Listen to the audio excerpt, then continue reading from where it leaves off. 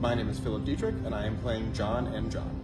My name is Bryn Tishka, and I am playing Jen. My name is Scott Scafidi, and I'm the director. John and Jen, it is the story of Jen and her brother John, and her relationship with that. They have a very close relationship, kind of brought together by a little bit of family trauma and the time period kind of set in the Vietnam War era. And it goes through Jen's life from, I think she starts at 6 years old maybe, and all the way up into her 40s. It just follows her life and the relationship she has with her brother, and then with her son, who is also named John. So, I mean, we went to college together, but then living in New York together, Scott came to me one day and said, I love this two-person musical and I can see us doing it together. And, you know, a very talented friend we have at the time who is now like famous director in America, Melissa Rain Anderson, Melissa said she would direct it with us, and I said, well, this sounds great, and we listened to it, and then I burst into tears within the first 3 songs and said, yeah, I'm in. So we produced it in New York, and then we've always wanted to bring it back since then because we think it deserves another audience. It's a very intense show vocally for 2 actors. And when they say it's a tour de force for 2 actors, they're not kidding.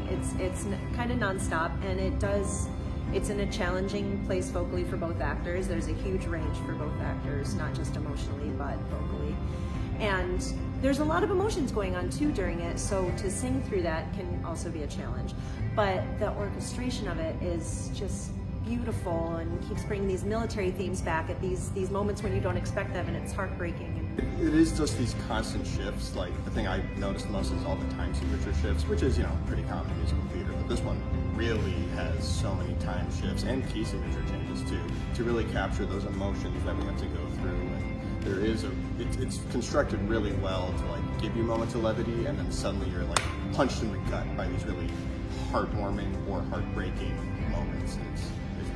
And it's also very conversational. The whole piece is, almost the entire piece is sung through. There's maybe 3 actual book scenes, which are like a page each.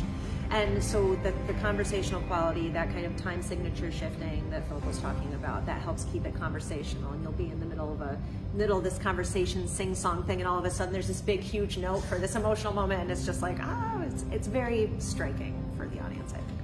Yeah, it's really built in a way where the actors almost never leave stage. We see them actually go from like one vignette to the next, where the music just kind of transitions seamlessly. There's no real applause from the audience. They just kind of stay engaged in the story.